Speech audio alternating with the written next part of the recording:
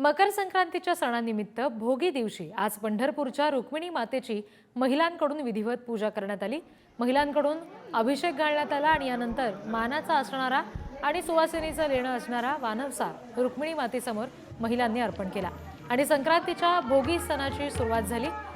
संक्रांती दिवशी पंढरपूरमध्ये महिलांची मोठी गर्दी होत असते आणि महिलांना रुक्मिणी मातेच्या विलोभनीय रूपाचं दर्शन व्हावं यासाठी सुवर्ण अलंकार सुद्धा परिधान केले जातात। या सगळ्या संदर्भात आणखी तपशील देत आहेत आमचे प्रतिनिधी माऊली डांगे।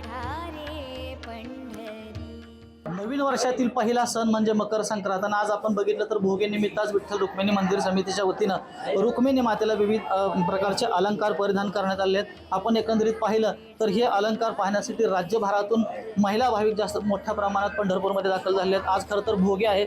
आज पहाटे 3:30-4 वाजता पहाटे महिलांच्या वतीने भोगी साजरी करण्यात आली। आपण एकंदरीत बघितलं तर आज मकर संक्रांतीच्या भोगी निमित्त आज विठ्ठल रुक्मिणी मंदिर समितीच्या वतीने अलंकार परिधान करण्यात आले। राज्यभरातून मोठ्या संख्येने महिला पंढरपूरमध्ये दाखल झालेल्या आपल्याला पाहायला मिळत आहे। एकंदरीत सकाळपासून दर्शनाच्या लांबच रांगा पंढरपूरमध्ये लागलेल्या आहेत। एकंदरीत दर्शनासाठी कमीत कमी 7 ते 8 तास कालावधी लागत आहे।